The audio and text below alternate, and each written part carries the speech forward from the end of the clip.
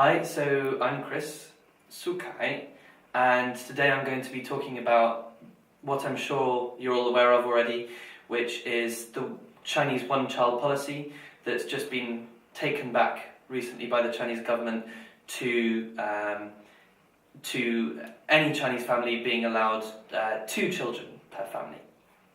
So in Britain, this is actually surprisingly relevant for us because we're a very small island that is really quite overcrowded, so we really understand the Chinese problems with overcrowding. The British population is more than 2 times that of Australia, and as you can see, it's a much smaller island.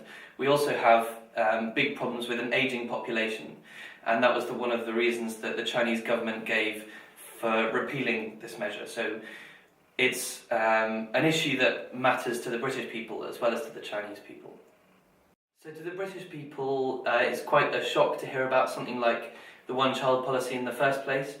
It's not something that the British people are used to, the British government interfering in what we would think of as personal freedoms quite so much.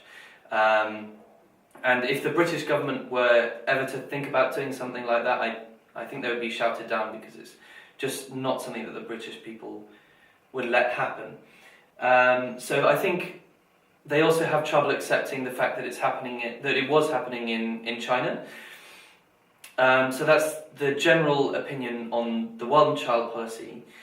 I mean, there are some more open-minded and maybe more practical people that might see the one-child policy as a practical answer to a massively expanding population.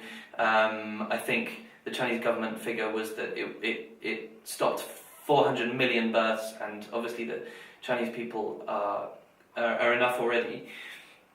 I think as well, British people might see it as a question of human rights. If you look in the British papers, in the British press, you'll see human rights mentioned again and again, and I think that's probably not helped by incidents like in 2012 in Shaanxi, the forced abortion that took place, and a couple of other things like that. I think that's some of the perception of the one-child policy. So when it was announced that the one-child policy was repealed, I think most British people were pretty happy about that. I mean, people like Geetle Baston from the University of Oxford, who I read in a newspaper somewhere, said that this is definitely a really positive thing. You know, just millions and millions of people having the choice to start their own families as they want to a certain extent. So in the Western world and the British one, people are aware as well of the imbalance that's causing between men and women. Obviously, possibly causing some men to be frustrated. But at the same time, there are people saying that might be a good thing, empowering women to be able to choose their own men and things like that. So there are 2 sides to it. There's also as I'm sure everyone knows, what people are calling the little emperors sort of syndrome, which is the kids that are having a lot of pressure put on them. All the pressure that would have been put on 2 kids or more is being put on 1 kid, and they're either coming out, according to the British press, coming out spoiled or just really feeling a lot of pressure. So the other advantages that the Western press are seeing, as the Chinese government have said, is that the one-child policy also saved some resources, maybe giving the people that were there a better quality of life, and as the Chinese government has said as well, possibly leading to part of the rise in the economy as well. So on the other hand, the part of the Western opinion is also that maybe it won't actually make that much difference repealing the measure.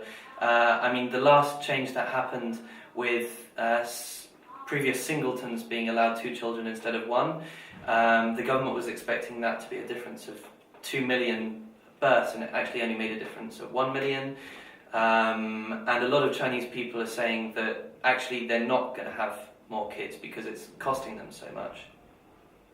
So some of the conclusion of the Western press is probably that it's symbolically seen in the West and in the UK as a really good step that is giving people more freedom in their personal lives. But we're wondering as well how much of a practical difference that'll actually make to the number of children that people choose to have.